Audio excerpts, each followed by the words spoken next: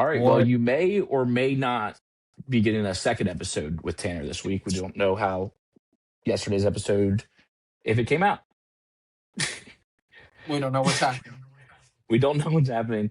Some technical difficulties. I left my computer charger somewhere, so I was using my old computer. And I just messed up all of it. So we'll see what happens. Yeah, it's a shame. It was a good chat. It was a good hour-long chat. There was some weather talk in there. But we're going to give it a go again here on sports. So Yeah, we'll give it a go. we got no Luke this week.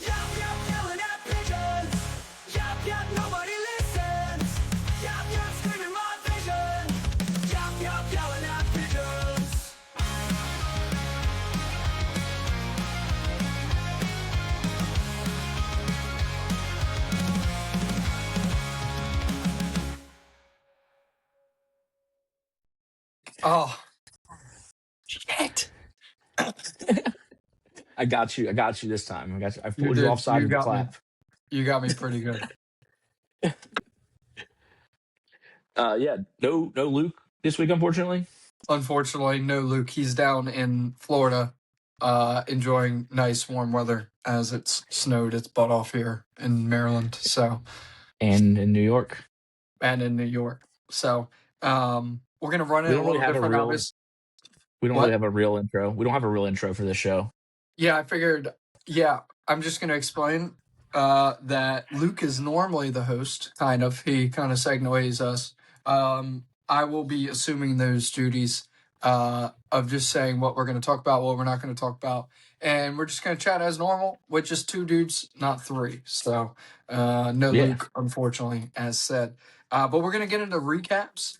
We're not going to do any precaps for the Super Bowl. We're going to save that for next week as like a special once Luke gets back. So just recaps today, and then obviously some coach hirings, some firings randomly as well. So we'll get right into it. First game of the day on Sunday, Patriots at the Broncos.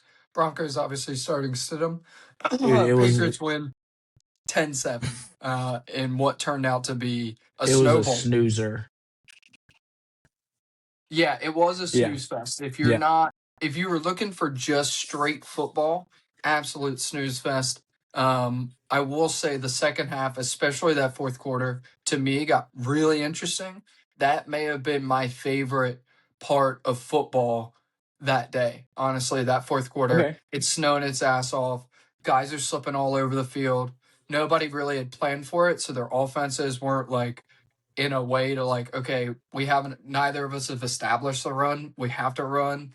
So I thought that was really interesting. There was always that thought of like all field position too, which was really fun. Like you could turn the ball over at any minute. I thought the snow played the best. It did the best that it could to make that game very, very interesting. So yeah, I love snow football. Yeah, I think anybody that doesn't like snow football or like complains about like, oh, it brings down the product of the football, it's like, I don't know. I think you're just like, you're just an idiot to me. I think football is built for the snow. It's built to have what was going on. And it brings it back to, yes, it takes away from like the new age, all about X's and O's, getting mismatches on the field. And it brings it back to who's going to hold on to the ball the best, who's going to play field position the best, and who's going to make a play. Like in that game, the defense obviously made a ton of plays, but like in the fourth quarter, at any point, somebody could have broken off a long run on a lineman slipping or a linebacker slipping. Like those moments also lead to really, really great offensive moments too. It didn't in that game, obviously. I understand that. But I just thought that was the unpredictability of the game was beautiful. It's what the game's supposed to be. It feels like the defense is planned for there to be snow. Because like I feel like in snow football, like you said, a broken out run or something like that, like the run game is so important, and neither of the teams should get a good run game going. 100%. Yeah. And they're two really good defenses. Yeah. You know, we talked about it last week, but obviously the Patriots continue their insane run of luck this year. Who knows what will happen before the Super Bowl, but they go into this game, it might snow. They understand they just have to stop the run. And you kind of saw it in the first quarter where Stidham's sitting long passes. He's actually throwing Yeah. the ball really well. They were kind of caught off guard with, okay, this guy actually, he's an average quarterback. He can move the ball down the field. And then the Yeah. snow hits. They're not able to ever establish the run through the Yeah. first three quarters, and the game's kind of over at that point. But yeah, I mean, the Broncos defense did all they could to keep it in the game. Obviously, only one touchdown. It was a Drake May keeper, but he did not play very well at all. Yeah, and that one touchdown was off of a Jared Stidham turnover. Mm-hmm. So that's like, it's hard to, if what happens if Bo Nix is in that game? Do the Patriots only score 3 points? I think the Patriots, I think it's a different looking game. I think they probably both come in with different game plans of like, we have to air it out. Like Drake, if you're going to turn the ball over, so be it. We have to air it out. And it becomes higher scoring that way.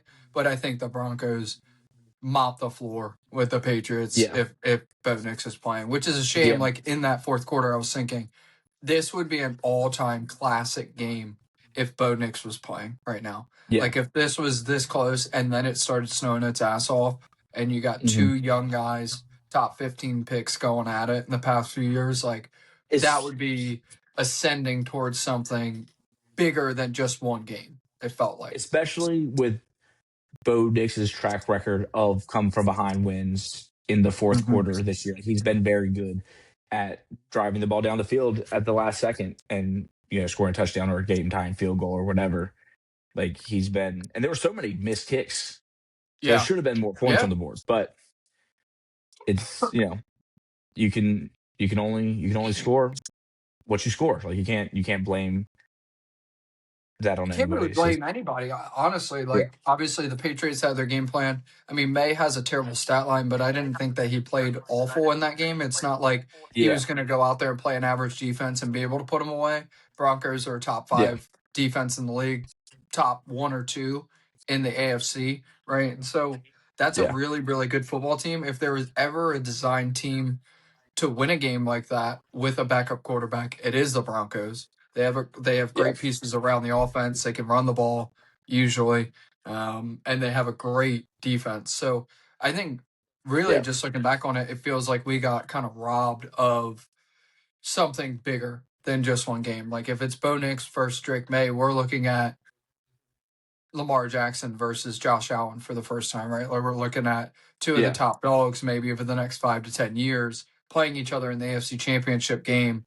We kind of got robbed of that, which really sucks, especially with the way that the weather and the game flow set up to be an all-time game. Yeah. No, but I mean, I don't want to do a preview of the Super Bowl, but I don't think any of those teams were beating either of the teams of the NFC. Yeah, I think obviously with Bo Nix, it would be a closer game. When you have a defense that can commit turnovers and you're going against two guys that do turn the ball over, whether it was going to be Stafford or Darnold, who knows what would have happened. Stafford's been really good at not turning the ball over this year. Yeah, but he always has, like, to me, he's one of those quarterbacks that will never outlive trying to make a big play and turn the ball over, right? And all the really good quarterbacks do it. And so the game flow could have been totally different if it's Bo Nix behind quarterback or not, right? They may get slaughtered by the game we're going to talk about next. But, any final thoughts on that game? Not really. I think there's not a whole lot to talk about with that game. It was 10-7, and the defenses showed up, and the weather showed up. For sure. So, all right. So obviously, polar opposite in the NFC Championship, the night game on Sunday. Seahawks end up winning 31-27 behind a massive Sam Darnold performance and a defense that got stops when it needed to, right? And this was kind of like the polar when I say polar opposite, it's like the first game we watched was like a 1990s football game where it's just field goal position, how many points can you score? Old school smash mouth football. 100%. And then you got the new age X's and O's. These teams have already seen each other twice this year. Two coaches now that have seen each other 4 times. in the best division of football as well. These guys are constantly tested in the X's and O's. The two offenses showed up, right? And so you have a close game. Seahawks obviously edge it in the end. But what were your kind of thoughts on the Rams? Where do you think they go from here? I don't know. I still think Stafford has it a little bit. Like I don't think that you have to like it's time for him to retire. He might. I mean, he's still, what, 38 or 39 now? Like I think he's he's getting up there. 37. Or 37. Okay. Yeah. But I think, I mean, the defense, they didn't play, they played against a great offense, but, and I'll say it, a great quarterback. They played a great quarterback on Sunday. I know that makes you smile, but, It does. but I don't know. I mean, when you get to the NFC Championship and you lose by a score of 4 points, like, it's hard to say what you need to change. Yeah. Like, I don't know if Devontae Adams comes back next year, so maybe trying to find another receiver that can play alongside Puka. But their defense overall is pretty good. Was pretty good this year. They were top. Were they top? I think they were top 5 defense in scoring this year. And I think you just have to button up some of the little things. Like, Yeah. that's a team that if by chance the whole team returned next year, I'd bet on them to win the Super Bowl. Yeah, I think they're definitely in with a shout. I think the biggest thing that they have obviously going into the offseason is they have Atlanta's first round pick, which is a top 15 pick in the draft. So they're going to be Yeah. able to get one of those. Yeah. Their defense is very good. Their defensive line, their linebackers are really, really good. They've hit on all their draft picks, which is so funny to think about because the Rams of 4 or 5 years ago traded all their draft picks. And it's like, well, what the hell was happening? Then they start finally having a first round pick the past few years, and they're nailing all of them, right? So they've got Landman, they've got Fisk. Yeah. What's the other guy's name? I can't think of it right now off the top of my head. Their other edge rusher. He played with Fisk at Florida State. Yeah, I'm also blanking on his name. But Why am I blanking on his name as well? he's a high draft pick. He's a very good player as well. Yeah. So you have some pieces. The only thing that on their defense that they're definitely lacking is secondary help.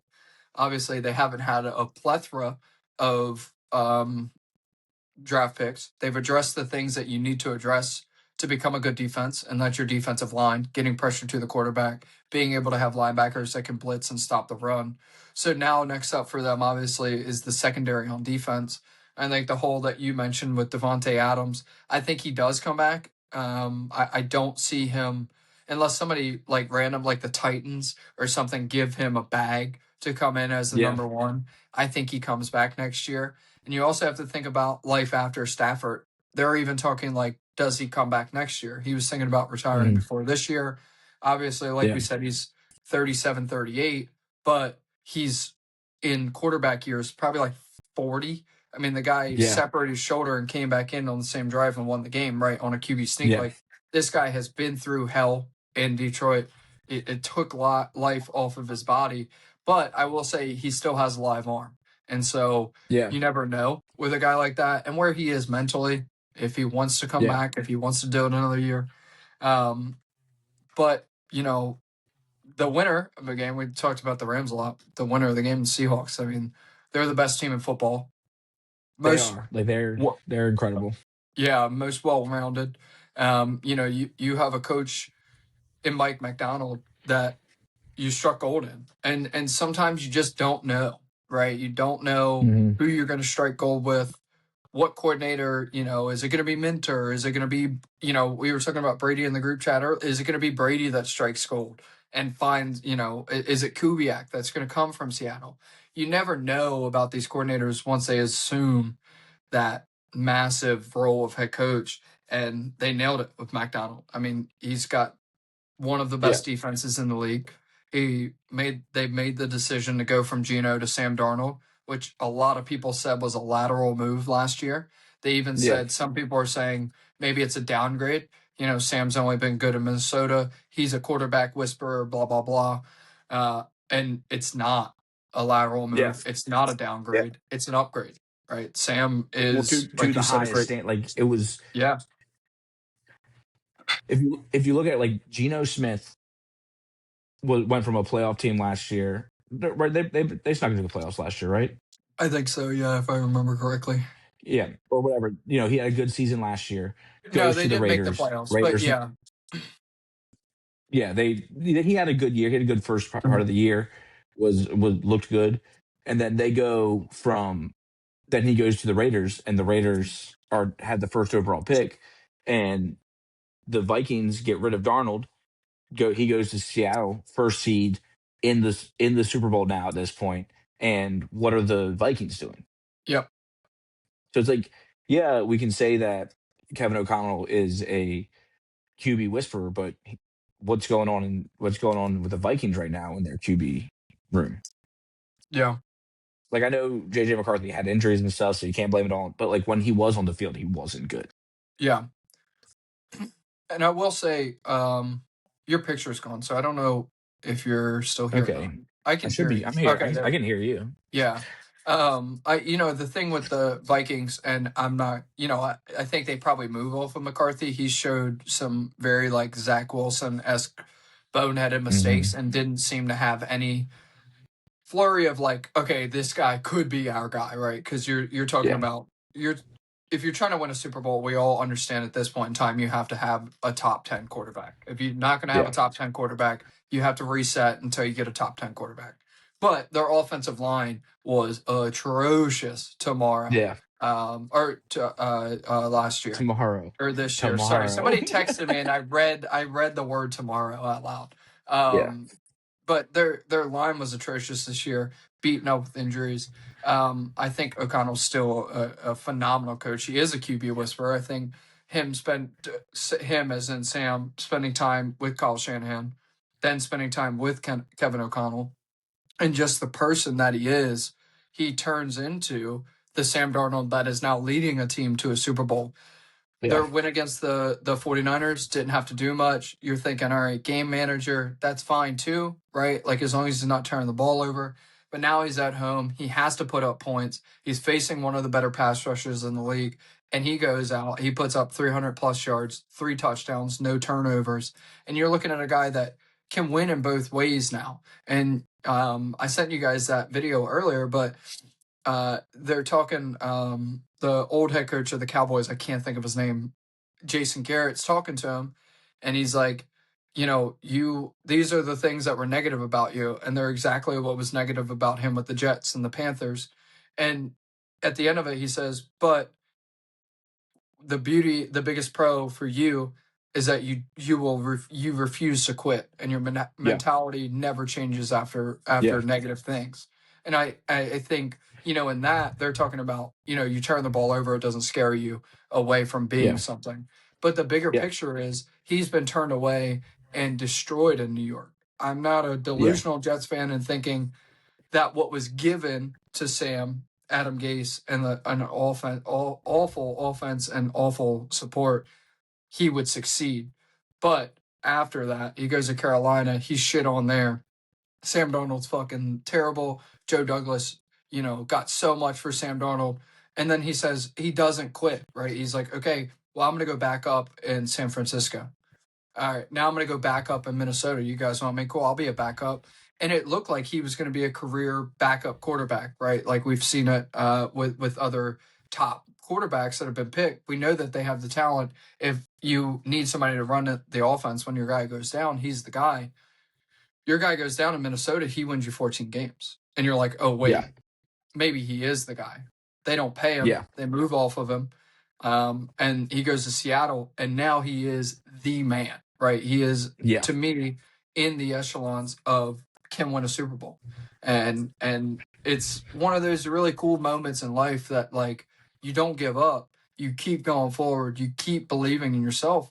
And look at what it's become, right? He's starting in a Super Bowl. Whether he wins it or not, however he loses it as well, I want to say that I still love Sam. I think what he's done already in Minnesota and Seattle has cemented him as a good quarterback.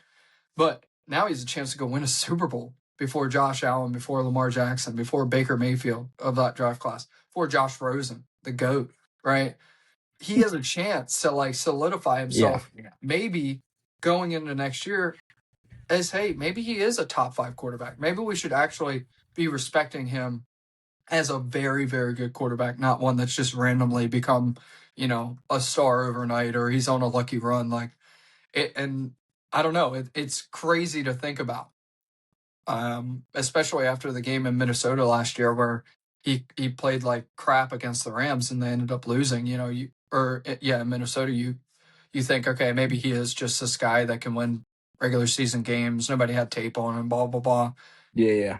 It's just, it's a perfect storm in Seattle. It feels like, and I just don't see how the Patriots stop that. And we won't precap, but that team is perfectly put together in Seattle. Yeah. I think they looked good.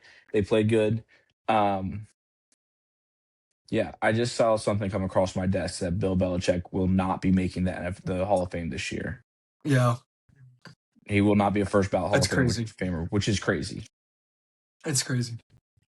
8 total Super Bowls, 6 as a head coach, 2 as a defensive coordinator, and he can't get 80% of a 50-person vote is absolute collusion. I just don't understand the statement that those people are trying. What is the statement? Like, I just can't wrap my head around that. Yeah. That's ridiculous. We won't get into that too much right now, but we could get into it a little bit later.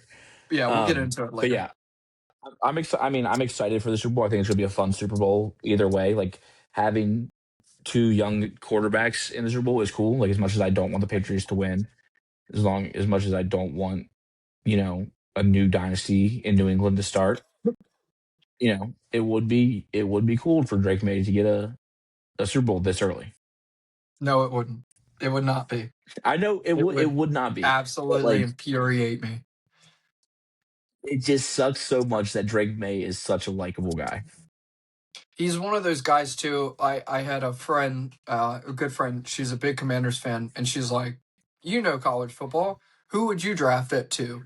And I was like, honestly, like I really like Drake May, and like he went to North Carolina, blah blah blah. But he has the intangibles. I think personally to be a phenomenal quarterback in the right system.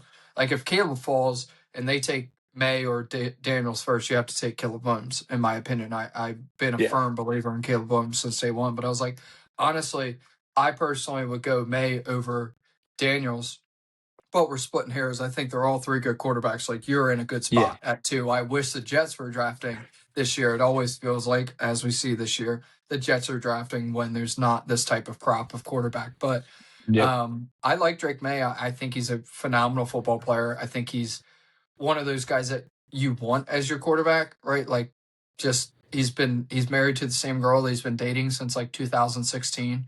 They were in high school together, right? Like very low key, doesn't talk that much, like kind of what you're expecting to get out of Mendoza. So, I mean, for him personally, it'd be cool. I cannot stand if the Patriots win the Super Bowl. Dude, I can't do it. I hate the Patriots are my least favorite team. Like Luke and I made a pact when we were kids, like the Bills and the Jets always sucked. And we always said, like, when the Bills or if the Bills become good or the Jets become good, we'll like kind of root for each other, not like hate each other. We'll be indifferent. And that's how I felt for the past, honestly, 6 or 7 years. Like when it was Sam versus Josh. But when it was Sam versus Josh, it was like I want to root obviously against them, but the Bills dominating, winning all the time. Like if they'd won a Super Bowl in the past few years, it wouldn't really upset me, and I'd be excited for Luke. Like they're in my division, like stuff like that. But like the Bills have sucked, just like the Jets have sucked. Like if they can do it, that was my thought, and I'm sure that's kind of his thought too. That's kind of the pact that we made. Like if one of us can do it, the other one will do it sometime in our lifetime. Yeah. And so, but the Patriots, I mean, it was born out of hating the Patriots. Like, we cannot stand the Patriots. You can't stand Tom Brady. We'll talk about it a little later. Which you feel the same, right? Like you're a Steelers fan. It's the same. Like everybody hates the Patriots. Even if you're in the NFC, you still hate the Patriots. Like, we hate the Patriots. Yeah. So we can't have that. We can't have that. Yeah, we can't. And Sam Darnold, the whole world is now rooting for Sam Darnold. What is this world? That is you have so much joy in that. And I couldn't be happier, dude. I've been blocked because I said Sam Darnold was a good quarterback. I've been blocked because I said Bo Nix was a bad quarterback. I have screenshots of that. I'm ready. Okay. Both of them are good quarterbacks, and I personally feel robbed that they're not playing each other in the Super Bowl because I swear to God, I would be the most annoying person in the world. The amount of burner Twitter accounts that I would make would be obscene if they were playing each other in the Super Bowl. You would have a Sam Darnold lover and a Bo Nix lover The Bo Twitter Reavers account. versus Sam. Dude, come on. Those two guys won me my Dynasty championship last year. Bo Nix and Sam Darnold. Like, I love those guys. I believe in those guys. So those are your guys. All right, those are your guys. Those are my guys. That's my guy. Okay. You can't fault me. Yeah. But with that, I feel like that's the end of the recaps. Do you have anything else on this game you wanted to talk about? No, I think it's we're good to start talking to some coaches. Yeah, so obviously we didn't speak much about the coach hirings last week. Some big names kind of have been dropped off. Some names have been now promoted. The biggest to me personally is the Buffalo situation, which I think Luke said he might record by himself. Well, Luke, I think he was scared to talk about it this week. That's why he's not on. Oh, he's avoiding it. Like I did all. That's why you guys didn't get me in the regular season because I was avoiding it. Yeah, I respect that. The off season is my time to shine. My Super Bowl is draft day, baby. Yes, sir. But so they fire Sean McDermott. They have an unreal owner GM press conference, which I have not seen the likes of in my lifetime. The owner blames the coaching staff. He blames McDermott for the loss. He blames McDermott verbally for drafting Keon Coleman and the offensive coaching staff. I want to emphasize that. He blames the offensive coaching staff for drafting Keon Coleman by name, which is absolutely insane to do. Who is on the team still? He's still on the team, and you're throwing him under the bus. And then he says that McDermott gets fired because of one game, one loss to the Broncos. Wrap it all up. He says that the Bills lost to the Broncos because of the officiating, which is also like, okay, so now your coach was fired for the officiating. And then the cherry on top is that they hire their offensive coordinator, Joe Brady, as now the head coach of the Buffalo Bills. Yeah. What are your thoughts on that? It's insane. Why do you? Two things go through my mind. One is they just wanted a yes man that is just going to listen to them and do whatever Brandon Beane and Pagula say. Like they're just going to they brought him up and they're just going to take whatever he's going to take whatever they say and he's going to go with it. Two, they know that press conference was awful. They know that any smart coach from outside is not going to want to coach there. Like there were a few coaches, a few people that they were like trying to interview that pulled out of the situation because they probably didn't feel like they could go there and coach and succeed. Yeah, I mean Philip Rivers pulled out. He never pulls out. And he never does. He couldn't pull out of his driveway.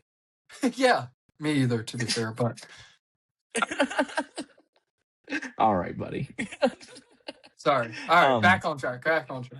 But he, I think that coaching situation, like it went from being one of the best jobs with having one of the best quarterback situations to just needing a couple pieces to we don't want to go play for this owner because we don't know. Like he even said, like you said, he said it was they lost an emotional game. Things were emotional after the game. He acted emotionally. Yeah. Like nobody wants to go play for someone or even work for someone who's going to be emotional about a shortcoming. 100%. Yeah. And when that's the top, that's the head of the snake, everything now is emotional, right? Like now you don't know, you drop a pass in week 3 and you lose the game. Am I going to get cut? Right? Like, is this an emotional decision? Like I think that's a good point about the head coach too. Like we kind of saw it with the Giants, but the opposite way where the Giants wanted John Harbaugh. They got John Harbaugh because they said Joe Schoen we don't care what you want. Okay, we're Yeah. not succeeding. It's John's team now. Like he's Yeah. the final decision. And now you get the Yeah. opposite in Buffalo, where it's like he stands up for Bean. Nothing was Bean's fault. Bean is the guy. So you're just going to be a mouthpiece now for the head coach. Why would you want to do that? And I think that leads Yeah. to your point. Everybody's pulling out. They're not going to go do that. They'll just wait Yeah. until next year, right? Like Yeah. I'll just wait. There's a lot of these guys, right? They get their head coaching positions. If you're a coordinator, if you fail, especially in that area where it's like, okay, you have a franchise quarterback, you have a good team around you, like the expectation is Super Bowl and you miss the playoffs next year and you're fired, that might be the only opportunity you get to be a head coach. Yeah. Why would you take that risk? I mean, Kubiak from Seattle's taken himself out of so many of those situations because he doesn't want to be with the Cardinals. He doesn't want his one opportunity to be with the Titans and fail with Cam Ward. He might not fully believe in Cam Ward. Maybe he wants his own quarterback, right? So you're kind of like, it's a finished product. The Bills have to see this finished product through. And I guess Joe Brady is the guy now to see that finished product through. It'll be interesting to see what type of moves they make in the offseason. I know we talked about wide receivers. They have to go get a wide receiver, and it has to be aggressive. It cannot be anything short of an aggressive attempt to get not even an attempt, an aggressive get of a wide receiver. Mm-hmm. Whether it's DK, whether it's A.J. Brown. I know Marvin Harrison we were talking about. A guy we were just talking about, Devontae Adams. If you have to overpay for him, if you need both, if you need to get A.J. Brown and Devontae Adams, like you have to make something happen. You can't walk out there and Khalil Shakir is your top target next year. It can't happen. It just can't happen. And the hiring of Joe Brady is crazy to me because so many Bills fans wanted him fired this year. Mm-hmm. Like, so you can't. It's hard to say, oh, this was a good hire when people already didn't like him. Yeah. In the limited capacity that he has, he was calling plays. He's not running a football team. Yeah. And there was just like even when the Steelers when Mike Tomlin stepped away, Luke was like, "You want Joe Brady? Like you take Joe you should go. The Steelers should get Joe Brady." And it wasn't because he thought he would be a good fit; it was because he didn't want him on his team. Yeah, yeah, it's crazy, and it feels like a changing of the guard. I mean, obviously they still have Josh Allen, so they're obviously still going to be good. We've always talked about the importance of the quarterback on this channel. Like we just spoke about it in our recap section. So you're always going to be a good team. Well, what kind of good team are you going to be now? Are you going to be a team that always is missing pieces, which it feels like is the most likely outcome? It's always missing pieces, doesn't draft well in the later rounds, even in the earlier rounds, and you're never going to fulfill that feeling of having Josh Allen and winning a Super Bowl. Do they go in a absolutely crazy direction and move off of Josh? I do not think that is a possibility. No. But I mean, they just hired the fucking offensive coordinator to be their head coach after blaming the offensive coordinator for drafting a player, naming him out loud, saying that the refs cost them the game, and they fired their quarterback or head coach after the game. So it's like, I don't know what is left. And Bean is the ultimate yes man to Pagula. He's paying his bills. And now Brady is that ultimate yes man too. What direction do they go? You know? Yeah. And does Josh even want to play for Joe Brady at this point? Does he want to play for Brandon Bean? Yeah. That's a good question. I hate asking these questions with Luke not here to defend Josh Allen, but it's a weird spot to be in. It's much like you were talking about. Do free agents want to go there? Maybe not. They don't want to be in a heated situation. What does Josh Allen want to spend? They don't want to say, like, so what happens when they do get a receiver and he goes there and then he has a bad game and the owner's like, yeah, Joe Brady, this player, we didn't really want this player to come here. Yeah. Joe Brady's X's and O's were great. He was open. He dropped the ball. He's had 4 drops in the past 2 weeks. Like, what happens? All right. Yeah. I think that's a fair question. I guess that actually cements my point of like, I don't think they trade Josh on or willingly, but does it ever get to the point where Josh is like, this is not it for me? Like, you're not getting me weapons. You're not getting me a defense. This. I'm the only player on this team. Me and James Cook. Yeah. And they're lucky they signed James Cook to an extension this year. Yeah. Yeah, they went through that turmoil last year of like, do we Yeah. pay him? No, we're not going to pay him. He's not this. He's not that. Then they end up And paying then him. Works out, yeah, obviously, but it's like, where will the Bills be this time next year? For Luke's sake, hopefully going to the Super Bowl. But yeah, I don't know. I think Super Bowl for me personally may be out of the question now unless mhm, major changes happen this offseason. yeah, And it yeah, really was McDermott's fault. Obviously, all of this is inside politics. We don't know what actually is happening inside of the building. We can only understand and try to piece together the puzzles that we got from a 20-minute terrible press conference, right? But that press conference leads me to believe they just lucked into it. And Luke said it right in the group chat, but I don't want to speak for him. But like it feels like maybe they just lucked into McDermott, maybe they just lucked into Josh Allen, and now they put together this absolute juggernaut and they got rid of one of those pieces that they weren't lucky enough to cherish and keep. yeah, And I don't know. It just felt like the wrong time to me. yeah, yeah. So But speaking of head coaches though, and disappointments in head coaching hires, the Steelers have pivoted from Mike Tomlin to Mike McCarthy. And yeah, the floor is yours, my friend. I'd love to hear your thoughts on that. I don't love it. I'll say that. I'll start off with saying that I don't love it, but I will say that I did watch the press conference today, and that man loves Pittsburgh. Yeah. That man's a Yinzer. Like that Yeah. man, he was like tearing up in the press conference. He was a Steelers fan growing up. He mentioned that he doesn't like a lot of times you go to a new team, you feel weird putting on the colors, you feel weird looking in the mirror having a new team's clothes on. He's like, this is my fit, and I think a lot that goes behind being a coach, like, is an underrated thing, is the heart behind it of like Yeah. wanting to win for the city, not necessarily for your job. Yeah. And also me and Luke have talked about it on here before. We got to bring back big head coaches. Big guys should be head coaches, I agree. and we haven't seen a lot of big guy head coaches in a while. So just having a big guy head coach, vibes are high. But I just don't know. Like it doesn't feel like the Steelers formula of getting a young guy that's going to coach for years to come. Like they got a guy who's 62. Yeah. If you get a guy that's 62, it feels like he can have a couple bad years, and you're like, all right, let's go get a new young toy. And that, maybe the Steelers are changing a little bit, and they're not necessarily going for the let's just keep a guy around for a while. But I mean, I guess he could coach until into his 70s if he does well. Um, yeah, I think I've started to sell myself on it a little bit more. It's not the flashy pick. It's not the sexy young coach, sexy young coordinator that's going to change the game of football. But the Yeah. Steelers don't need to change the game of football. Yeah. They've I never agree. been like they've never been the we need to change what we're doing here. Um, so I don't know. I think it could be fun.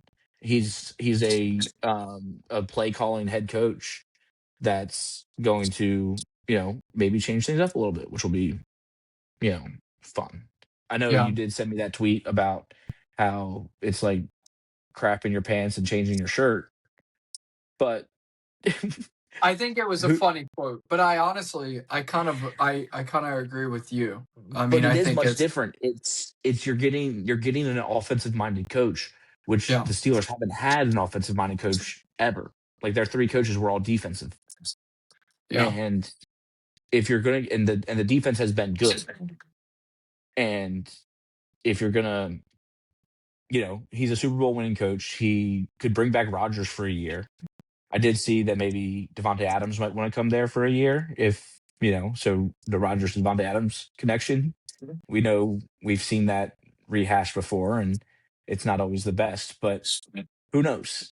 Yeah. Who knows? I don't know. I'm not getting too excited, but I feel like as a fan, you have to talk yourself into these things. And 100%. Yeah. I mean, you're going and to that's have to root for them week one, regardless of who the and quarterback I'm going or to. their coach is and their quarterback to your And point. But he does have a good track record of building up like yeah. quarterbacks and getting their full potential.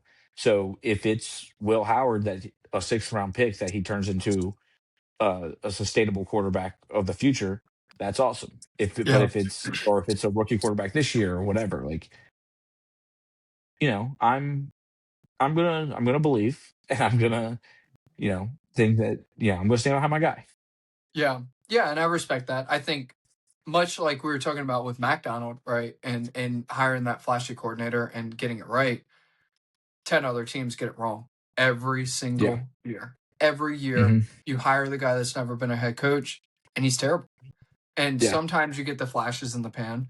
But the biggest thing to me is like Pittsburgh has an identity of football. Yep. The identity is win, have a good defense, and play smash mouth football. And those things, I think, correlate well to a guy that's from Pittsburgh. He Yeah. understands, if there's anything that Mike McCarthy understands, it's the culture that needs to be in Pittsburgh. And Yeah. kind of counteractive to what we were talking about with emotional or emotions and stuff like that. Sometimes emotions are good. Yeah. Sometimes somebody that loves the team and loves the city more than he loves his job or the X's and O's can be a good thing. I don't see how this takes them closer to a Super Bowl or something of that nature. And I'm sorry to say that, but I don't see how Rodgers coming back next year makes you any better than you were this year, even if you bring in Devontae Adams. I think the Will Howard stuff is very interesting. I think they talked about it with Rodgers. Like he really likes Will Howard. He likes teaching him and and being his mentor.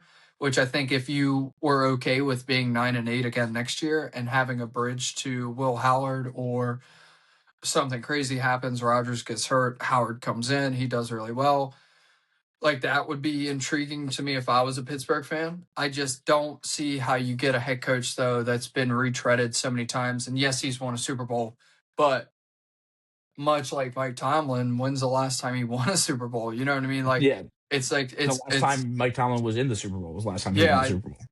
I think it's like one of those things that's like the quote that was sent to me that I sent to you guys immediately. It's very funny, but it's kind of true. It's like obviously you want to reinvent your team, right? Like Yeah. you always want your team to be better. You want as a Steelers fan to go into next year and have the next Sean McVay, and you want to make the trade for the Matthew Stafford that's on the trade block, and you want to now take that step to be an upper echelons team. That happens once a decade, maybe, right? Yeah. Like it doesn't happen that often. Even Seattle, they hired a coordinator. He did phenomenal. They went and signed Sam Darnold. They didn't trade for him. It Yeah. wasn't like a perfect all stars aligning. They just signed a guy that they thought was better, built through the draft, and that's how they got there. Yeah. So it'll be interesting to see. I think McCarthy is he obviously loves the city. I love his quote. He was like, "I'm gonna get up in the morning. I'm gonna get a cup of coffee, and I'm ripping it and getting it, or hitting it and Yeah. getting it, or something like Yeah. that." And I was like, dude, that's such a good quote. Like that's so memeable, but it's so good. Um, but those teams that want to be good, like we talked about this last week. It may have been out of the group or in the group chat, not on the channel, but like what I would do to be just a good football team. We talked about it Hmm. last year or last week on the episode. Like, and if that meant going from Mike Tomlin and being 9-8 to Mike McCarthy and being 9-8, and I do this for 15 years, I really would trade what I'm going through right now and what I've gone through for the past 15 years for that. Right? It's the same Yeah. thing we talked about with McDermott. And now you go to Joe Brady, and that might be a little different. Obviously, the things that we just laid out, they may end up in a very weird situation. But I would take losing in the playoffs over and over and over. I had the same conversation with Mason. It's like we go to the playoffs, but then we never win a playoff game. Justin Herbert's never won a playoff game. And I'm like, yeah, but you got Justin Herbert and you go to the playoffs. Like Yeah. you really are that close to putting it all together. Your O line, the Chargers O line comes back next year, stays healthy all year. They make a couple of good picks. They very may well be the number one seed in the AFC next year that we're Yeah. talking about. I think there's a better chance of that happening than them missing the playoffs next year. Yeah. What do the Jets have? The Jets, kind of segueing in, just fired their offensive coordinator who actually put out semi decent tape this year Mm-hmm. on getting receivers open. He's got the worst quarterback room in the league.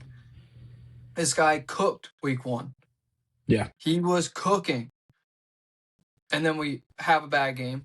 Then our owner's running over our quarterback in press conferences in the UK, and we fall on the shit. And now we can't hire a defensive coordinator. We're expanding the search because we can't hire a defensive coordinator. Seems like they've worked out a deal with Frank Reich to be our offensive coordinator, which is where it got really messy. They wanted Ingstram to give up play calling and step down a little bit, still be the offensive coordinator, which I guess he said he accepted, but maybe he didn't. But it's just a terrible situation to be in. As a football fan, you go into next year. I mean, I kind of talked about it last year, excitement at a 4. That might be the highest I get to. Yeah. Unless we do something crazy and trade for Joe Burrow or Justin Herbert or something absolutely asinine happens this offseason, we are going to be a top 5 to 7 draft pick next year. And the worst part about it, I already know we're not getting the first overall pick. We have too much talent on the team. We're going to win enough games. You're going to have to win less than 2 games next year to get the first overall draft pick. There are some bad teams out there. So yeah, we're going to get to the Cardinals, right? The Cardinals are going to have the first pick next year. The Raiders might again have the first pick. They have too many holes to fill, right? Yeah. You have teams that are Mendoza's cannot fill all of them. All of them. And the thing with Mendoza that I've gotten from is he's not going to go out there and be a Josh Allen and be a Lamar Jackson, be a Patrick Mahomes to stopgap those and make you overlook that the defense is terrible and you have to score 34 points. When you put a good team around Mendoza, I think he can get to that upper echelons. I think he could be a Sam Darnold on the Seahawks. I think he could be a Bo Nix, a Drake May. But he's not going to go out there and everything's going to be okay with him. Right? You have all these bad teams. The Jets are going to be picking 5th with 4 quarterbacks going off the board before him. And we're going to be sitting here with a whole new coaching staff, a whole new regime again, a new GM who actually has kicked ass this offseason. He's going to be going. He has to be. Yeah. Or somebody's going to link their name to him, and he's going to be going the next offseason. It just sucks, dude. Yeah. Being a Jets fan sucks. It's just constant purgatory. So I would take Mike McCarthy. I would take Mike Tomlin. I'd take Sean McDermott. I'd take him up on his trade for Joe Brady. I'll take Joe Brady. Over Aaron Glenn, right now, I'll take Joe Brady. Yeah. What the hell is happening with the Jets is super ugly. It's weird, man. So, but there are, to continue our segue, sorry to go into a damn Jets rant. I was going to say, me and you should apply for the offensive and defensive coordinators for the Jets. We just need to talk to Brick Johnson. Which one do you want? I'll take defense. I can call defense if you want offense, but it doesn't matter. All right, I'll take offense. There's going to be a lot of RPO. That's the only thing I know how to RPO. Listen. I grew up a Steelers fan. It's been defense. We've talked about this. Like I got a defensive mind. Yeah, I got nothing. Maybe special teams, but we already got a special teams coach. He's not leaving. I'll talk. Our boy. I already forgot his name. Why can't I think of his name? Danny Smith. We'll get Danny Smith from Danny Smith, dude. We'll make sure he's paid more than us. We'll give our salaries to him. But yeah, we'll just hit up Brick Johnson. He's Woody Johnson's grandson. He was the one that was. We'll just show him our Madden. We'll show him what we do on our Madden franchise. Yeah, dude. I drafted this guy in my Jets franchise. We won the Super Bowl. Come on, I'm your guy. Hey, I'll show him my college football tape. I let up 14 points in 5 weeks in a college football dynasty. Cooking. So they can't stop us. Couple quick things that I wanted to get to that I think are really interesting. So that I could be wrong, but I think there's 3 teams left without a head coach. It's the Browns, it's the Raiders, it's the Cardinals. We've kind of touched on the Raiders and the Cardinals a little bit. From what I saw today, which is Tuesday, when we're recording, is that the Browns are probably going to hire Schwartz. He seems to be coming out as now the favorite. The Raiders are looking at Davis Webb. And the Cardinals link to Mike LaFleur. Matt LaFleur's brother. He's the OC in LA.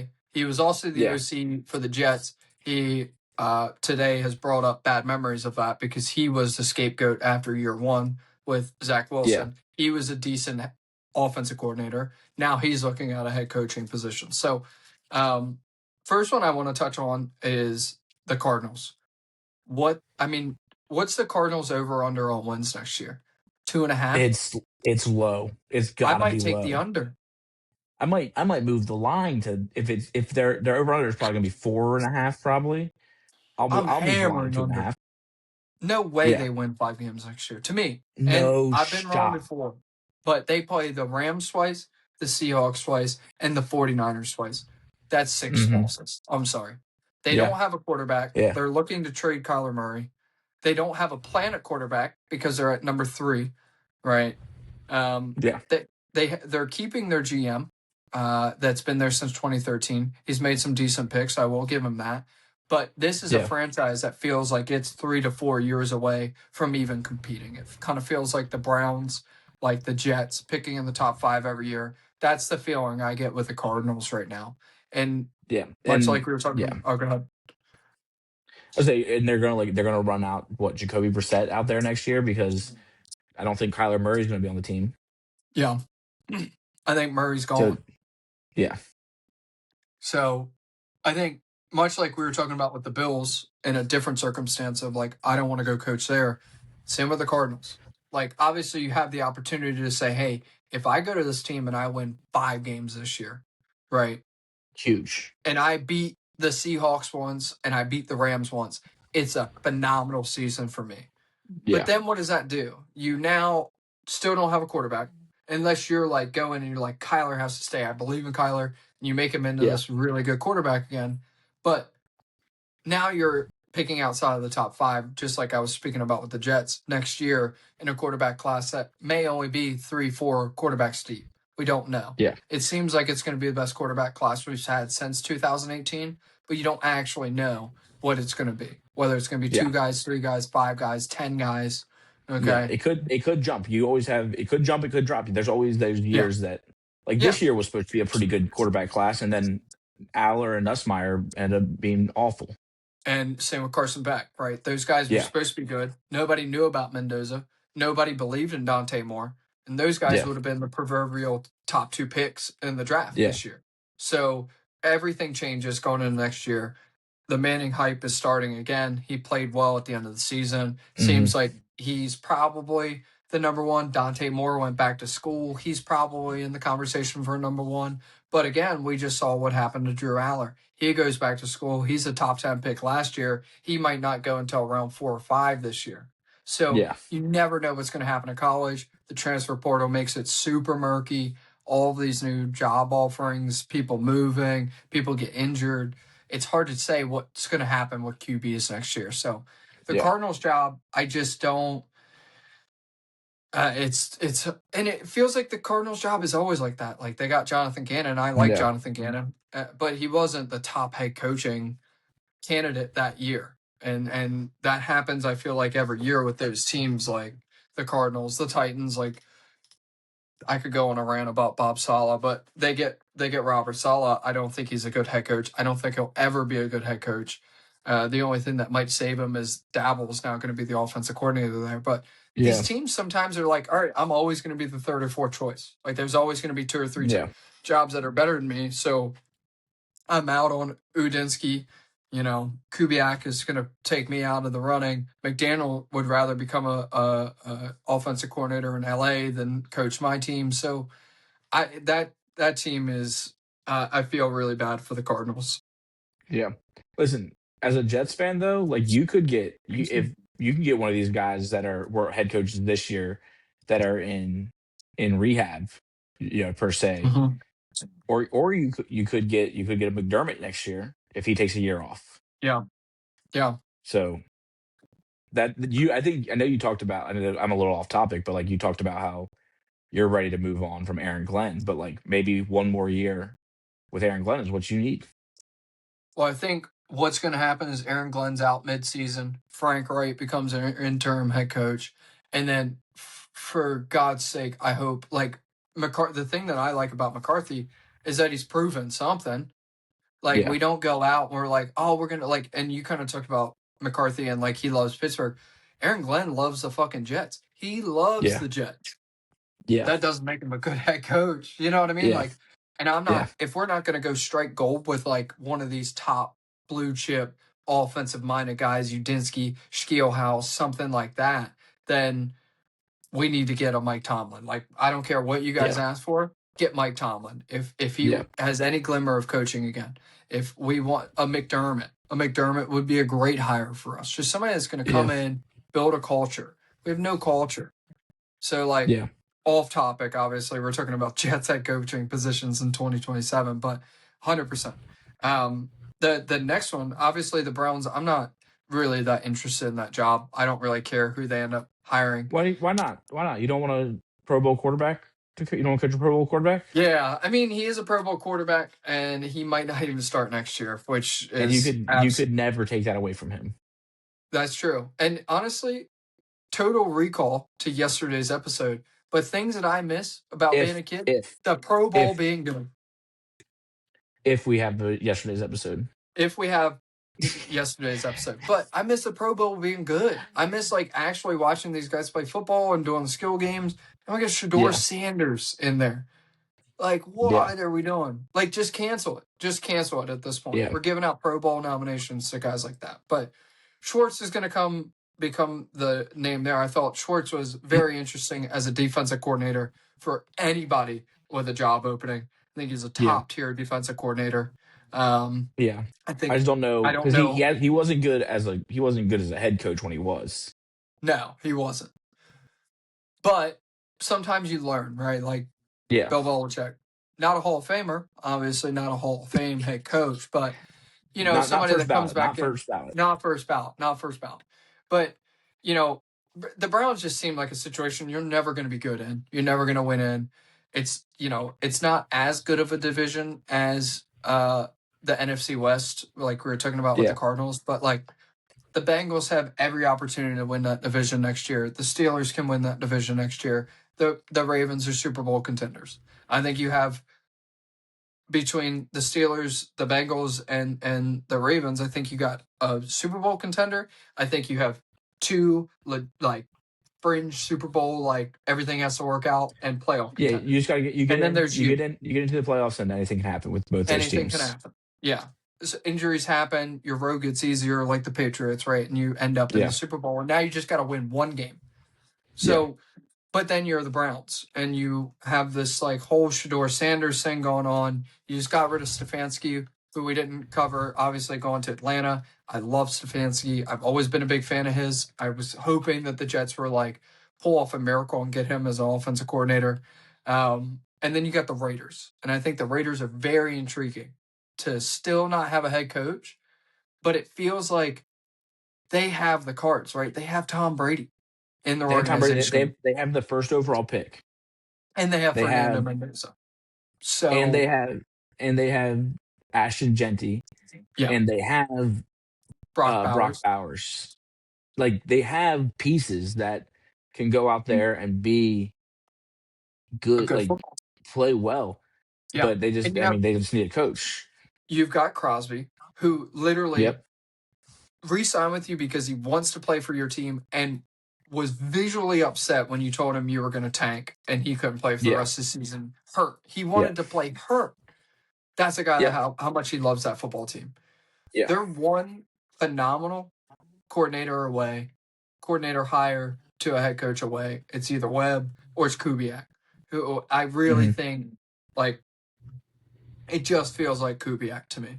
Like if they've waited this long, they passed on Stefanski, they passed on McDaniel, sorry. It just feels like Kubiak. They passed on Harbaugh. Listen, hear me out. Get John Gruden in the building. I don't disagree. That's back to the Jets thing. I would love John Gruden. Yeah. Yeah. Get him in the building, get Davis Webb at coordinator.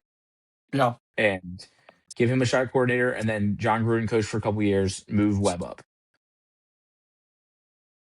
Yeah, it'll be interesting to see what happens with the coordinator kind of trickle down. I know Good. Oh, you're kind of cut out. What were you saying?